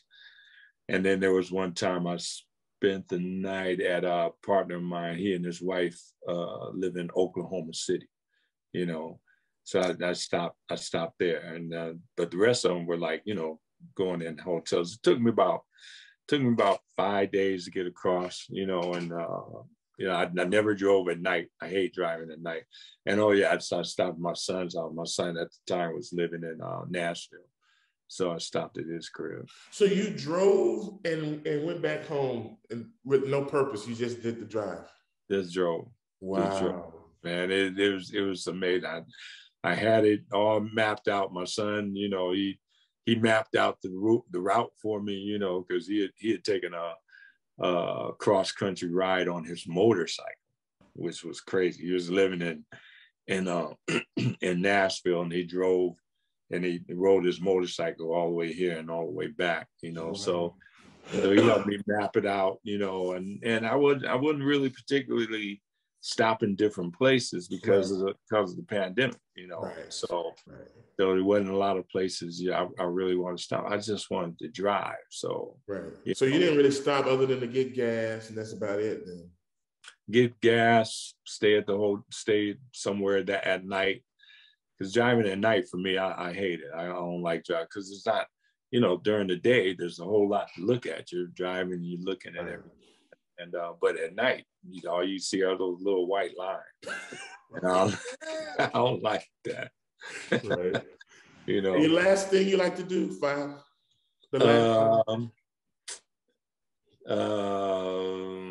Write. I like to write. You know, I'm writing. Yeah, I love working. That's what I do. You know. Yeah, I'm putting together the chapters and stuff for a book, also for my book as well, you know. So it's like, you know, one of the chapters in my book that I'm getting ready to write now is called, you know, because Akron, Ohio used to be the rubber capital of the world, because all the factories were there, Goodyear, Goodrich, everybody. Right. So like one of my chapters in the book is like pimps, hoes, music, and the rubber capital of the world. Wow. That's a good chapter name. Yeah. So like, you know, that there's a whole lot, because I had a ball growing up in Akron, you know, but you know, it's like it was like back in the day, Akron provided a safe place for me and my partners, you know, to explore and develop our music, you know, because back then it wasn't about shooting and wasn't about, you know, people, you know, all the craziness that you're dealing with today. So, you know, it provided a safe place for me to do what I do. Favorite,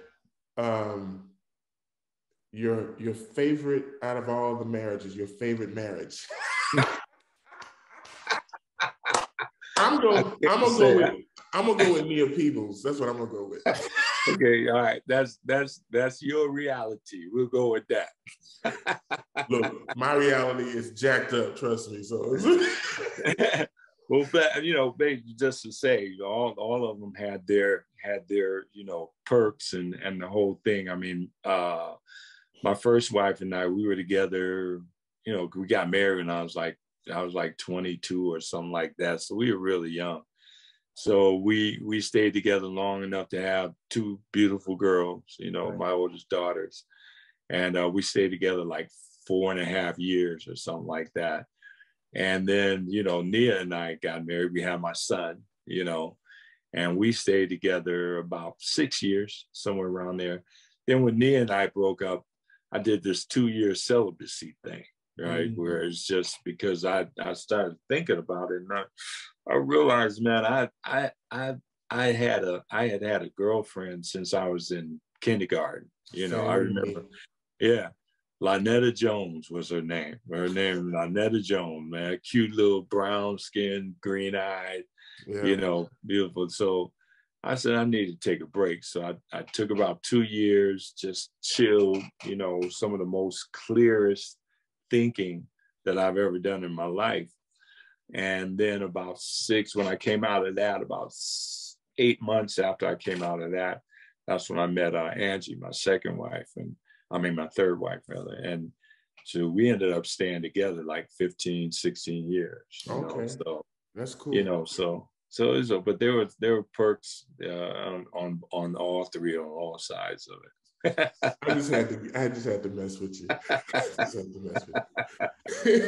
Yeah. Well, I want to thank you for doing this, taking your time out of your busy schedule to talk to me, and I really appreciate you doing this episode, and I can't wait to see what you have coming up in the near future. I can't wait to read the book, and when that book come out, I hope you come back and talk about it. Oh yeah, definitely. Just invite. I'm cool, man. We go come on anytime. I enjoy it. It's a good interview. I don't like bio interviews. You know what I'm saying? Where people just read the bio and then they ask questions from there.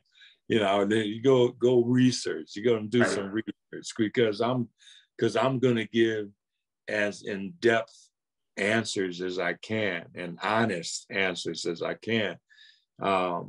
Yeah, I don't, you know, just like when I did the unsung thing, you know, it was like the people came to me. I said, if I'm gonna do it, I'm gonna be honest. I got to be honest. There's no sense in doing it, no sense in committing to this type of thing if you're not gonna be honest about it. And you know, honesty, you know, like the word says, the truth makes you free. You know, and truth will make you free. If some people say, the truth will set you free. But in order to set something free, like if I have a bird that's in a cage and I'm going to set that bird free, I got to open the door, stick my hand in there and, you know, grab the bird or shoot the bird out to set it free. But if I say it'll make me free, I can be in any situation. I can be in prison and my mind is free. You know what I'm saying? So it's like, it's a big difference and you know, about setting free and making free. And there's some versions of the Bible, you know, NIV version, you know, when they get into that kind of thing, some of that scripture, some of it says the truth will set you free, but there's other parts of it that go in more in depth and say the truth will make you free. You know what I'm saying? So the truth will make you free, man. Yeah. So I wanted to ask you before you take off, if people want to get in touch with you or keep in touch with what you're doing and all the things that you're working on, how can they, what's your handles? What are your social media handles? Social media, yeah. You know, everything's about social media these days. You know, it's all about that stuff. So on Facebook, I spend a lot of time on Facebook because I do these things called FACC ... and life. You know, I started doing those in the beginning of the pandemic and the beginning of the shutdown because, you know, just because we were shut down didn't mean that we had to be couch potatoes. So, right.